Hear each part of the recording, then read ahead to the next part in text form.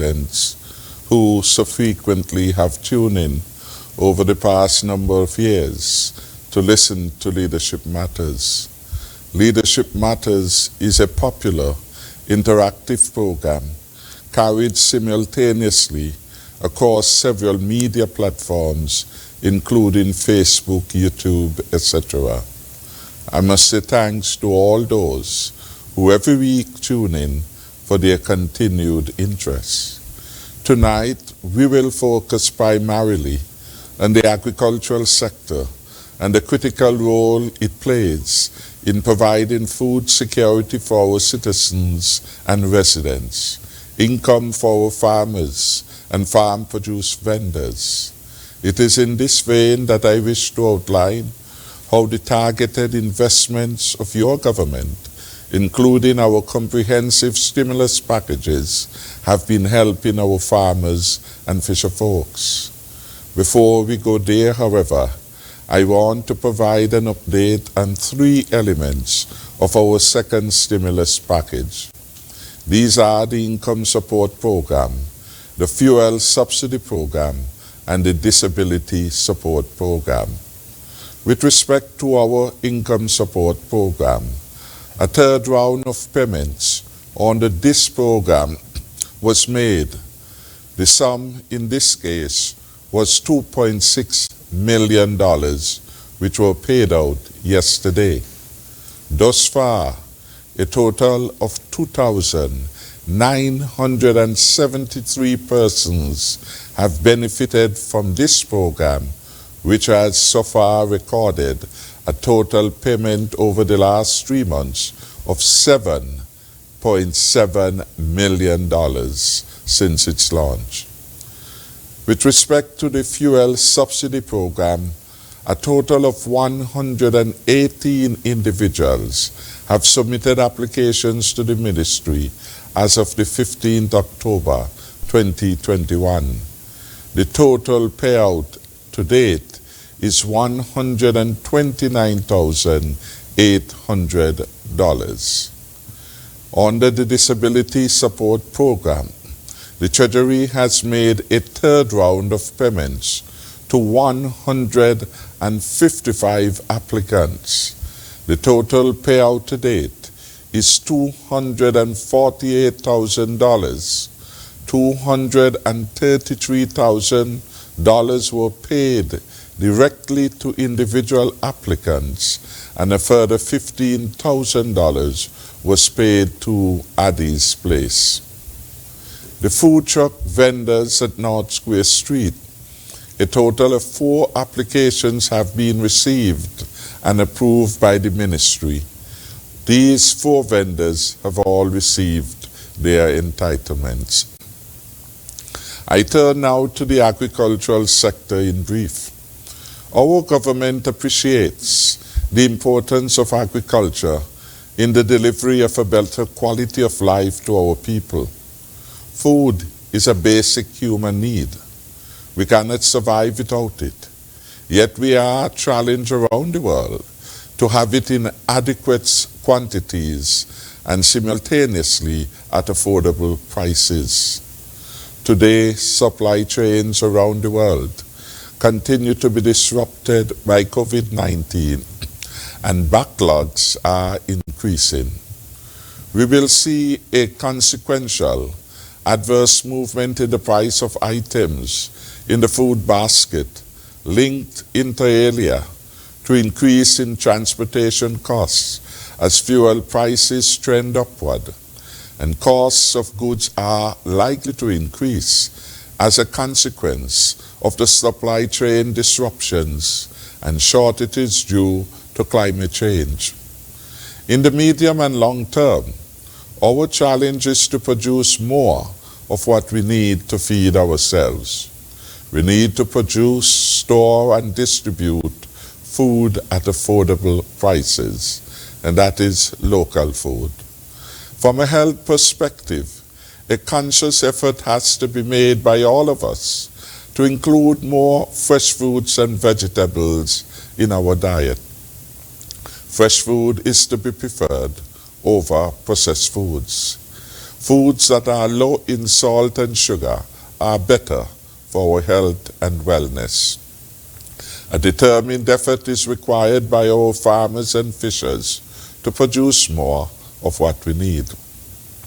My government in 2020 responded to the food security challenge with additional budgetary support of $10 million. I am sure Permanent Secretary Ron Collins will go into some details regarding the helpful support provided to our farmers in land preparation, fencing wires, the reduced costs of batical, etc. And our fisher folks too have been supported with fishing wires, fishing ropes, and other necessities of their trade. We have our Director of Marine Resources here, and I am certain that he will address some of the inputs that have been provided under our stimulus package.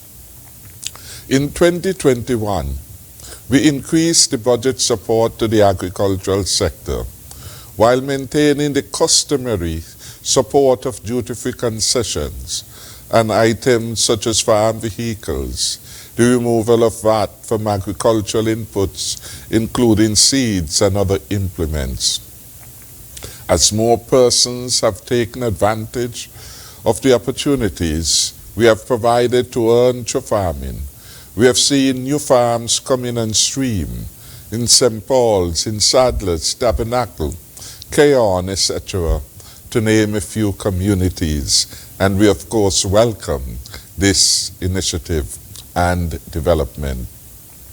More lands have been made available for farmers. Indeed, we have over 1,200 registered farmers and over 1,200 registered fisher folks, highlighting the growth in our agricultural sector. We have in recent times renovated the Barstow Public Market, created new farmers' vending areas at Shea Lane in Barstow, North Independence Street, Pond Road, and we have supported the farmers' efforts at Borio and Connery as part of our quest to build stronger, healthier, and more economically advanced communities. As we seek to strengthen the agricultural sector and build stronger and safer communities, we continue to do all we can to defeat the deadly coronavirus. We continue to strive to keep you safe with our Life First strategy. We have seen across the globe how this virus has ravaged lives and economies. We must, however, give God thanks for mercy, providence, and wisdom as we navigate during this most challenging period. Together, we will overcome this deadly pandemic. Leadership matters, especially in crises like these, and we have continued to lead through these most trying times, keeping science at the core of every decision we have made on behalf of our beloved people.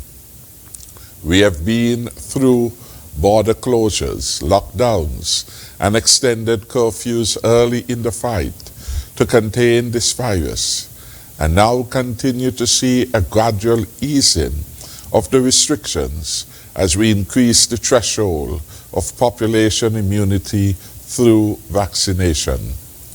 The best scientific evidence available indicates that a critical tool in the preservation of life and livelihoods is a safe and reliable vaccine. We are fortunate to have here 2 vaccines which have been approved by the WHO. We began our vaccination rollout in St. Kitts and Nevis on February 22nd this year, and my cabinet colleagues and I chose to lead by example, being among the first in the Federation to be vaccinated. This week, we crossed a major milestone in the fight. We now have over 70% of all adults fully vaccinated and a significant 77.4% with at least one shot of the vaccine. I want to thank our people for responding so well to my call to get vaccinated. I say thank you for doing this, not just for yourselves, but also to protect the very young, the old, and frail in our society. Reaching this milestone was not easy, as we had to fight against fake news and misinformation, peddled by some who sought to deliberately undermine our attempts to keep our people safe. You, however, overwhelmingly showed that you were listening to our message and came out in your numbers to be vaccinated. Please remember that the vaccine gives you the best protection against getting infected. And if you do have a breakthrough infection, you are unlikely to have severe disease, leading to hospitalization and death. The life you save today by getting vaccinated may be your own. So I want to encourage all of us who have not yet done so to go out and get vaccinated. And I make a special plea to our farmers and fishers to ensure that they do the right thing and they become vaccinated as soon as possible. It is of note that across 11 health centers on the island of St. Kitts and Nevis, persons are free to go. And in particular, we have opened up these centers on Saturdays and Sundays to make it convenient to you. We are emerging from the third wave of infection caused by the coronavirus.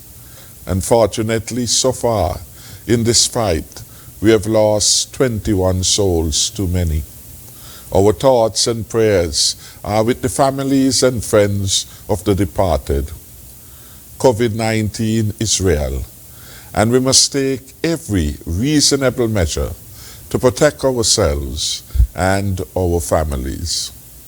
Over the last several days, we have seen a consistent fall in the daily positive rate. We also see that our recoveries continue to increase. However, we must not relax our efforts to keep ourselves, our families, our communities, and by extension, our country safe. Just 1 week ago, we had over 1,000 active cases. Today, we are down to just over 400 cases. We will get through this wave working together with our all-of-society approach that we have adopted from the very start of this pandemic. I must commend the Ministry of Education, which is working in collaboration with the Ministry of Health to provide educational session for parents and guardians, followed by organized vaccination sessions for the various students in our schools.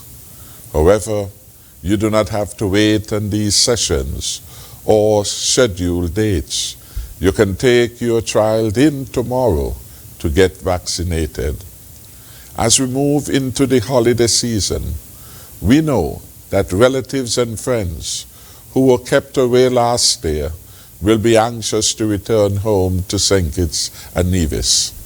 Our quarantine period for the incoming vaccinated traveler has been significantly reduced. Our nationals abroad, residents and tourists, have responded positively to the reduction of the quarantine period. We look forward to welcoming many of you who were unable to visit because of earlier restrictions put in place to control this deadly virus.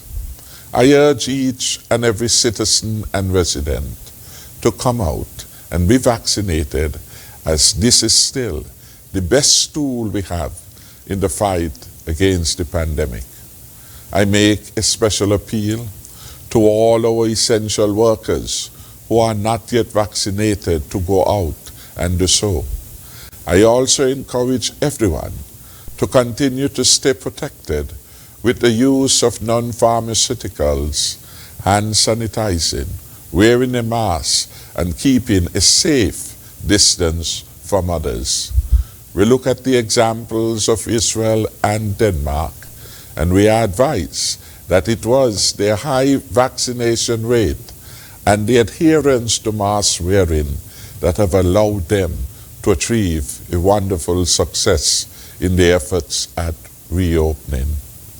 Before I close, I want to especially thank those who are here tonight as the panelists, to thank them for their participation and the contribution they will make to information sharing, information awareness about the wonderful work that the government has been doing in the area of the agricultural sector.